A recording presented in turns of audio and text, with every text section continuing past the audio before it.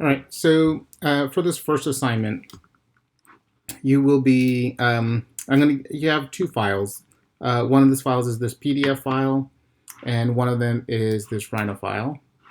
And essentially what you're doing is just using some basic Rhino commands um, to essentially like move these two objects so that it looks like this object. And again, just moving this object so that it snaps in that location, copying these so that it looks like this, rotating these using the mirror command, move and scale, and explode and join.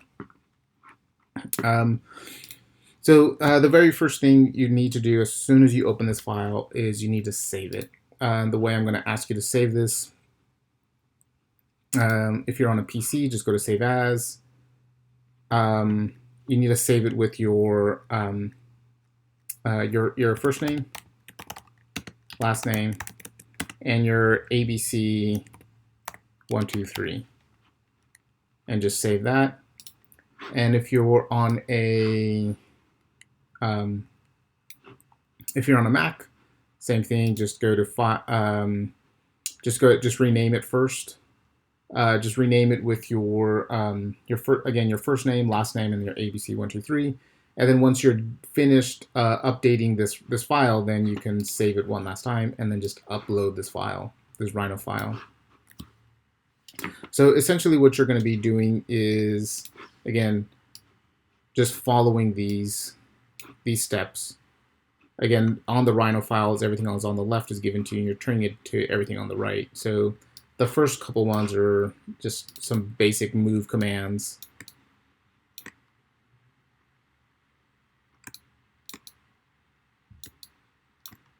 And the easiest way to get these to work is to make sure you have your object snap turned on, and at least your endpoint and your midpoint. Those two you'll definitely need. So again, just to do the first one, just select one of these two objects and just move it by snapping from the endpoint to the midpoint.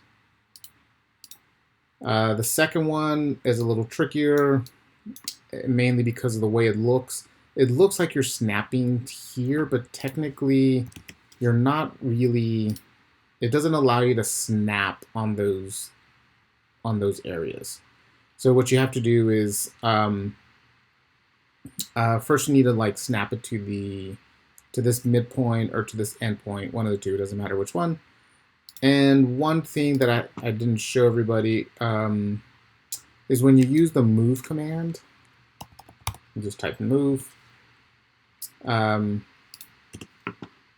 Here you'll see where it says in your command line, it'll say you'll say it says point to move from. It says normal and vertical. If you click vertical, it allows you, wherever you click, it constrains it to only moving up or down. So that's what I'm going to use. So again, I'm just going to type in move. On the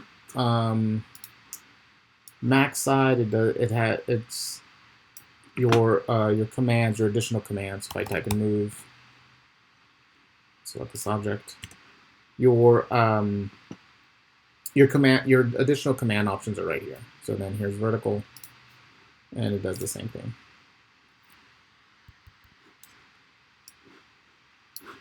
So again, that's what I'll use. I'm going to move this vertically from, I can click any endpoint and then click on that midpoint.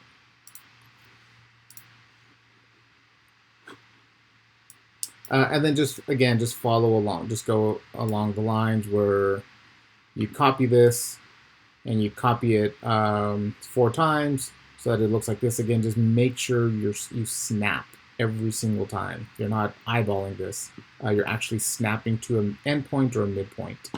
And then copy and rotate. Take this object, copy it, let's see, 1, 2, 3, 4, 5 times, and then rotate the first one 15 degrees, and the next one 30, 45, 60, 75, 90 degrees.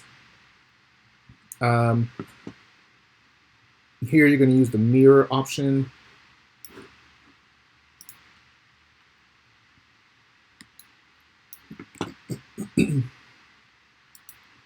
So again, I'm just going to type in mirror, select the object, and depending on which way you go, I can temporarily turn ortho on.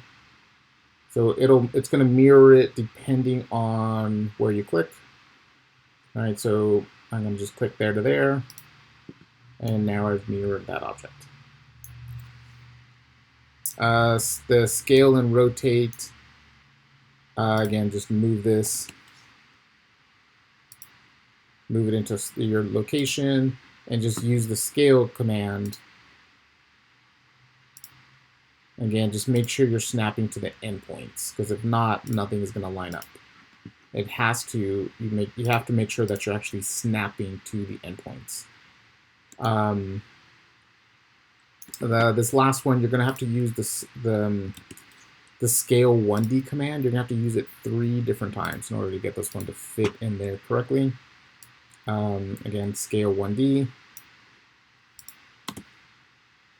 Again, just snapping to the endpoints. I scaled it in this direction first, and then I scale it up, and then I scale it all the way back. So again, I need to use scale 1D 3 different times in order to complete that one. And then the last 2 is, the first one's a little bit easier. You just use explode. And then you have the different, parts. So again, I'm just gonna move these.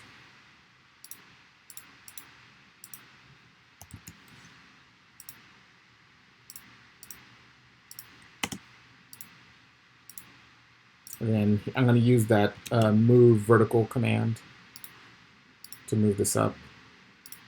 And the same thing with this one, move vertical. Oops. Move vertical, forgot to click vertical. To move this down. And then just move to move this off to the side. And then for the last one, again, you have to make sure you have all your snaps turned on, because you're essentially going to be moving this and making sure you're snapping to the correct location. And at the end, you want to make sure that once you join all these pieces, it all joins into one solid piece. Because if it doesn't, then you didn't snap to everything. So once you do that, just select everything, join it. And you know it's actually joined is over here where it has your properties. If it actually says closed solid poly surface. If it does not say closed, then you did not snap everything, join and snap everything correctly. If you don't see this, by the way, just click this icon, this object properties. And as soon as you click the object, it'll show you that it says closed. And it's the same place, same or similar place here on the Mac version. As soon as you select your object, it should pop up here. If it doesn't, again, just click this little circle, the object properties, and it should show up, and it should give you the properties. And again, it needs to say that it's a closed polysurface. And 2 very useful commands as you're navigating around here that'll help you move, orbit around some of your objects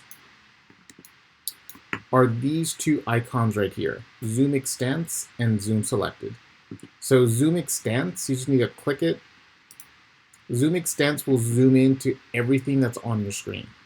So for some reason, if you get lost or if you like zoom in and you can't find where you are, just click zoom extents and it'll pop up everything that's on your screen. The other one that's really useful is the one right next to it, zoom selected. So if I select some object and click zoom selected, it will automatically force the camera to zoom in on that object and only rotate around that object. So it makes it really helpful to navigate. So like on this object, I'm able to rotate around it fairly easy. But if I zoom out and I come over to this object, I have a hard time trying to zoom in.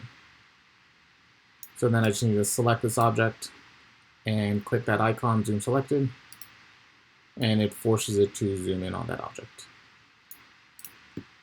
And then once you're done with this, just save this file and upload it.